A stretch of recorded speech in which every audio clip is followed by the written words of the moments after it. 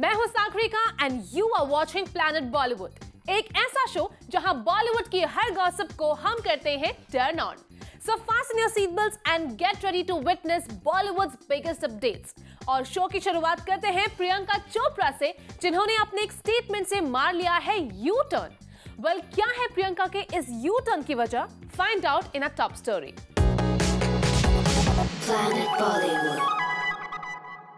I'm not upset about any of my films. My films don't depend on anything else.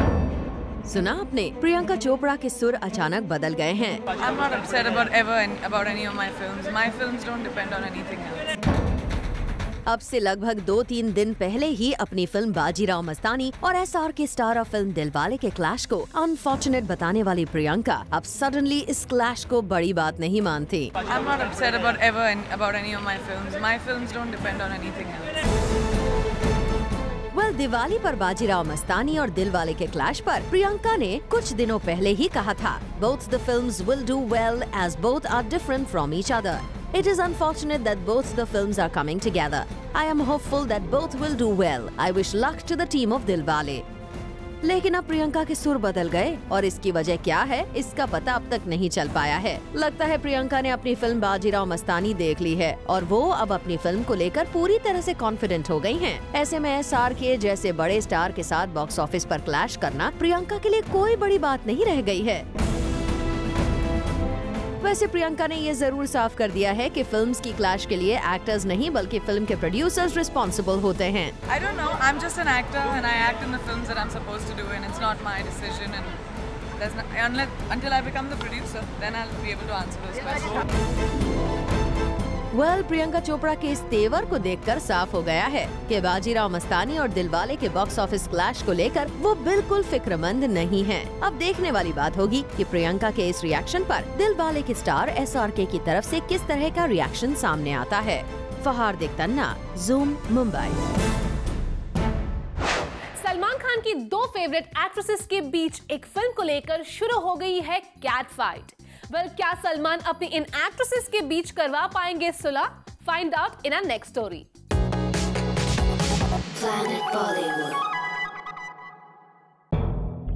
Salman Khan की दो favourite actresses के बीच शुरू हो गई है कैट फाइट। एक फिल्म में ज्यादा इंपॉर्टेंट रोल पाने के लिए सलमान खान की इन दोनों एक्ट्रेसेस में छिड़ी जंग। सोर्सेस की माने तो फिल्म हिट स्टोरी 3 में ज्यादा मीठी रोल पाने के लिए सलमान की फेवरेट एक्ट्रेसेस डेजी शाह और जरीन खान के बीच शुरू हो गई है कैट फाइट। सोर्सेस का कहना है कि फिल्म के डायरेक्टर ने ऑलरेडी साफ कर दिया है कि वो अपनी फिल्म की स्क्रिप्ट में कोई बदलाव नहीं करेंगे। फिर भी डेजी और जरीन अपने रोल को पावरफुल बनवाने के लिए पूरा जोर लगा रही हैं। वैसे खबर आ रही है कि इस फिल्म में जरीन खान का रोल ज्यादा दमदार है और वो पूरी कोशिश कर रही हैं कि इस फिल्म के मेकर्स लास्ट मोमेंट पर इसमें कोई बदलाव न करें। यहाँ ध्यान देने वाली बात है कि हेट स्टोरी सीरीज की फिल्म काफी बोल्ड होती हैं। ऐसे में जिस एक्ट्रेस ने फिल्म के मेकर्स की सारी शर्तों को कबूल किया होगा, उसी का रोल फिल्म में ज्यादा पावरफुल रखा जाएगा। जो भी हो, फिलहाल इस कैट फाइट की न्यूज की वजह से हेट स्टोरी 3 अभी से न्यूज में आ गई है और अब ये देखना इंटरेस्टिंग होगा क्या सलमान खान अपनी इन दोनों फेवरेट एक्ट्रेसेस के बीच सुलह करवाने के लिए सामने आते हैं या नहीं। फरुद्रानी Chattoraj, Zoom, Mumbai. Generally commercial film से दूर रहने वाले इरफान खान अचानक करण जौहर की बिग बजट कमर्शियल फिल्म में करना चाहते हैं काम।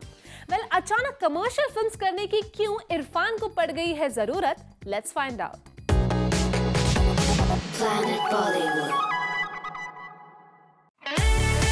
क्या big budget Bollywood commercial films में काम करना चाहते हैं इरफान?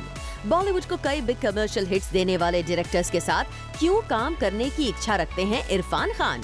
ज़ूम से एक्सक्लूसिव बातचीत के दौरान जब हमने इरफान से पूछा कि वो बॉलीवुड के किस डायरेक्टर के साथ काम करना चाहते हैं, तो उन्होंने कई डायरेक्टर्स के नाम की लंबी चौड़ी लिस्ट हमें सुना दी। There's so many, there's so many. There's Shriram Raghavan, Navdeep, there's so many. I'm not remembering right now. Anurag Kashyap I haven't worked with. Karan Johar I haven't worked with. Adi Chopra I haven't worked with. There are many. Mani Ratnam I have worked with. Yeah. Dibakar Banerjee I haven't worked with. And Sujeet के साथ मैं दोबारा करना चाहूँगा, 13 करना चाहूँगा, 15 बार करना चाहूँगा. There are many other directors, I haven't worked with, and I would love to work with them.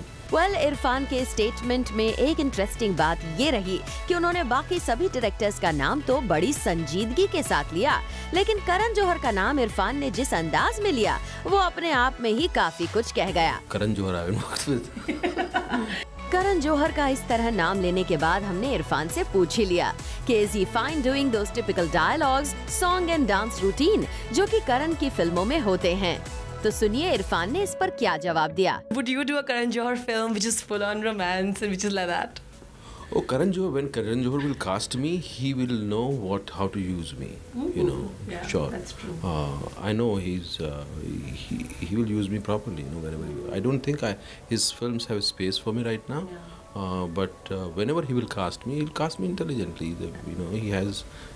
He knows what he's doing. चलिए इरफान, अब तो हमें भी आपके और करण के साथ आने का इंतजार रहेगा.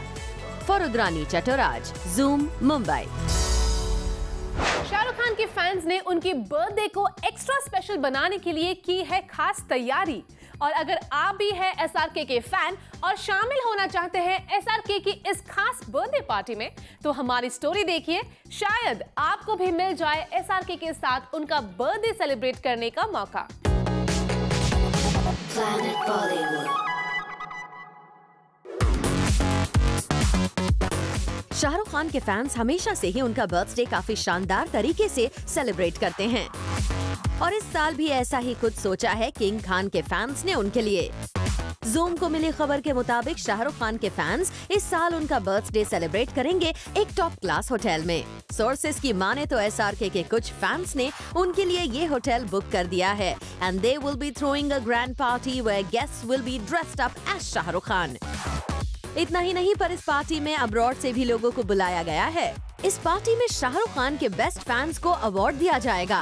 वेल, अब शाहरुख खुद इस पार्टी का हिस्सा बन इसमें 4 चांद लगाते हैं या नहीं, ये देखना होगा. काफी इंटरेस्टिंग. फकुनाल मांदेकर, Zoom, मुंबई. बॉलीवुड स्टार्स नहीं चाहते हैं कि उनकी पर्सनल लाइफ के बारे में कुछ भी लिखा जाए, लेकिन एक बॉलीवुड स्टार ऐसा भी है जिसे अपनी पर्सनल लाइफ से जुड़े रूमर्स नहीं करते परेशान. वेल, कौन है वो स्टार, आइए देखते हैं.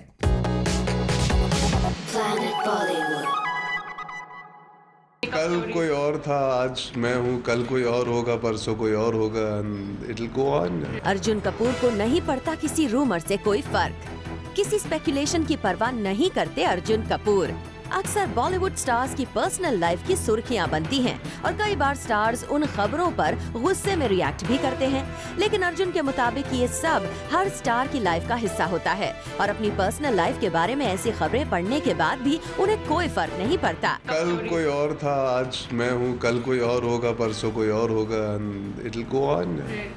सो how can I react to something? People who write tend to know so much about my life that even I'm not aware that every morning I learn a bit from the papers. यही नहीं, अर्जुन को उन लोगों से भी कोई शिकायत नहीं जो उनके बारे में कई बार गलत खबरें फैला देते हैं. I don't blame them. It's part of their job. They're making the bread and butter by speculating. Our industry, I've always said, is built on heavy speculation. Sometimes personal, mostly personal, sometimes professional. In my case, I have always kept quiet and let my work do the talking, and that's how it will always remain.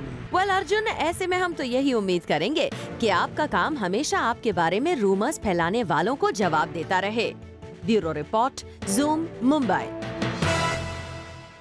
Actor Shruti Haasan ने अजय देवगन जैसे बड़े star के साथ काम करने से इनकार कर दिया है और इसकी वजह उन्होंने अपने डेट इश्यूज को बताया है.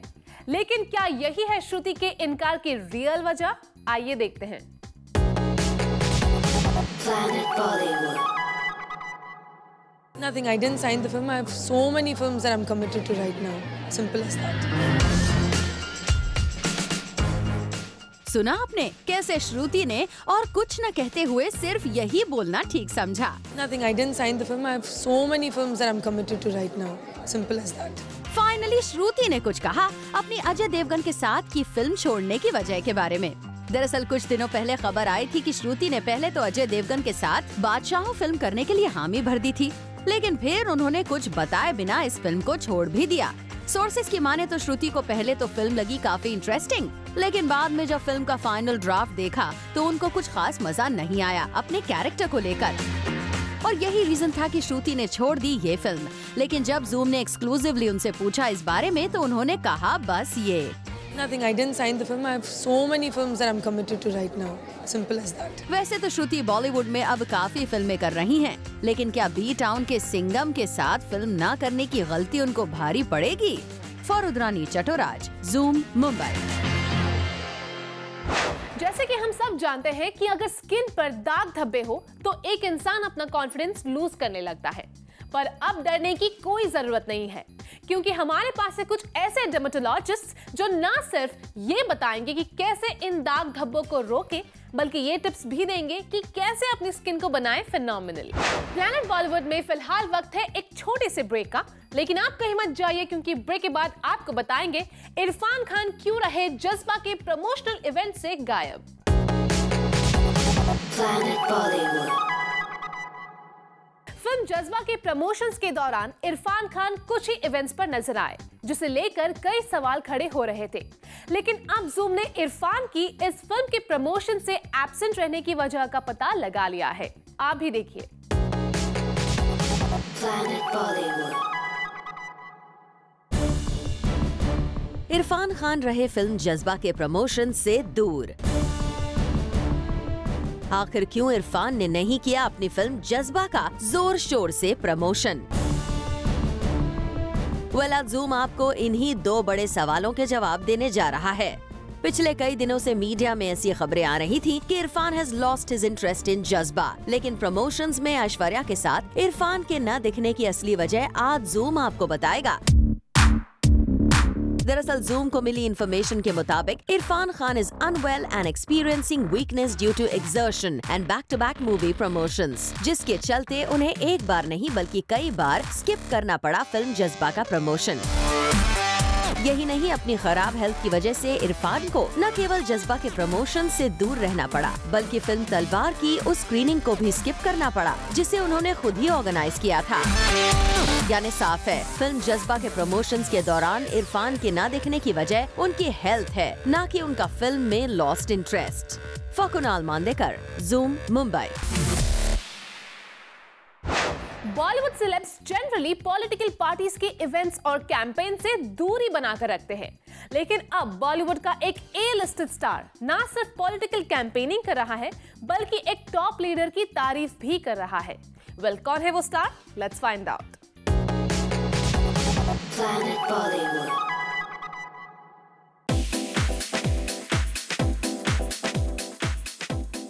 अजय देवगन आजकल फिल्म की शूटिंग छोड़कर पॉलिटिकल कैंपेन में बिजी हो गए हैं। बिहार में होने जा रहे विधानसभा चुनाव से पहले अजय देवगन एक पॉलिटिकल पार्टी के कैंडिडेट को सपोर्ट करने पहुंच गए हैं। खबरों की माने तो अजय के इस कैंपेन के दौरान हजारों की संख्या में लोग उन्हें देखने उमड़ पड़े और अजय की एक झलक पाने के लिए उनके फैंस पुलिस बैरिकेड्स को तोड़कर आगे निकल गए, जिसके बाद अजय की सिक्योरिटी को लेकर सवाल खड़े हो गए। पुलिस को अजय की सिक्योरिटी के लिए माइल्ड लाठी चार्ज भी करना पड़ा और तब जाकर भीड़ पर काबू पाया जा सका। अजय ने अपने इस पॉलिटिकल कैंपेन के दौरान लोगों को अपनी फिल्म गंगा जल और अपहरण की याद भी दिलाई। अजय ने यहाँ खुलकर प्राइम मिनिस्टर नरेंद्र मोदी की तारीफ भी की। वैसे अजय ने इस रैली में ये जरूर साफ कर दिया कि वो पॉलिटिक्स में नहीं आना चाहते, वो सिर्फ यहाँ लोगों को इलेक्शन के लिए जागरूक करने पहुँचे हैं। बॉलीवुड सेलेब्स जनरली इलेक्शन और पॉलिटिक्स से दूरी बनाकर रखते हैं, लेकिन अब धीरे धीरे स्टार्स हर मुद्दे पर बात कर रहे हैं, साथ ही पॉलिटिकल प्रोसेस का हिस्सा भी बन रहे हैं और ये डेफिनेटली एक वेलकम चेंज है। Bureau report, zoom, Mumbai. Recently Mumbai airport पर एक कंफ्यूजन की वजह से फरहान अख्तर को मुश्किलों का सामना करना पड़ा। वेल, ऐसा क्या हुआ? Let's find out. Planet Bollywood. ज्यादातर शांत और कंपोज दिखने वाले फरहान अख्तर ने क्यों खोया अपना आपा? किस पर हुए फरहान अख्तर इतने नाराज? तो बता दें कि फरहान अख्तर को गुस्सा आया था एयरपोर्ट ऑफिशियल्स पर। दरअसल फरहान अपने प्राइवेट जेट से मुंबई वापस लौट रहे थे जब एयरपोर्ट ऑफिशियल्स ने उन्हें उनकी कार वीआईपी पार्किंग में लाने की परमिशन नहीं दी, जिससे बाद में फरहान के ड्राइवर ने एयरपोर्ट ऑफिशियल्स के साथ मोल लिया झगड़ा। इतना ही नहीं, पर इस खबर को सुन फरहान भी वहां के ऑफिशियल्स के साथ आर्गुमेंट में पड़ गए। इस सारे मामले पर वहां प्रेजेंट कंसर्न सिक्योरिटी पर्सन का कहना था कि उन्हें फरहान के इस जेट लैंडिंग के बारे में कोई ब्रीफिंग नहीं दी गई थी और इस पर फरहान के ड्राइवर ने भी उनसे काफी रूडली बात की थी। पर ये पूरा मामला तब रुका जब फरहान ने खुद इंटरवीन किया, जिसके बाद उन्हें कार पार्क करने की परमिशन दे दी गई। फहाद इक्तन्ना, ज़ूम, मुंबई। तलवार को मिले जबरदस्त रिस्पांस से इस फिल्म के राइटर और प्रोड्यूसर विशाल भारद्वाज काफी खुश हैं और उन्होंने ज़ूम के साथ एक्सक्लूसिवली बात करते हुए इस फिल्म के सक्सेस की वजह का किया खुलासा। Take a look. Planet Bollywood. Has impeccable sense of direction and clearly he also is an impeccable writer. और I think ये बात अब तो सब जानते हैं और I think with this movie I think it clearly proves another feather in your cap. I think congratulations और थोड़ा satisfaction मिल रहा है आपको? Yeah, thank you so much and I'm really happy, excited and very humbled. विशाल जी, कोई आपके अंदर कोई apprehension था या आप कुछ चीज़ को लेके आपको टेंशन हो रही थी कि इफ़ आई डू इट किस तरह का रिएक्शन मिलेगा? Was there any point when you were writing the film you felt that this might not go the way that you wanted to go? No, writing करते हुए मैं कभी भी नहीं सोचता कि ऑडियंस को कैसा लगेगा। राइटिंग करते हुए मैं सोचता हूँ कि मुझे कैसा लगेगा जब मैं फिल्म देखूँगा, और उसमें मुझे था कि I have to be very neutral and like an observer. I have to see, like a witness, I have to see this. इसके बाद आई थिंक आपको बहुत सारे डायरेक्टर्स भी चाहेंगे कि आप उनके लिए स्क्रिप्ट्स लिखें। आपने इतना धमाकेदार स्क्रिप्ट लिखा है, बट आई थिंक हर किसी के अंदर इस टीम में एक जुगलबंदी थी, I think which kind of came out together, isn't it? I mean I think you had a fantastic team kind of put together also around you.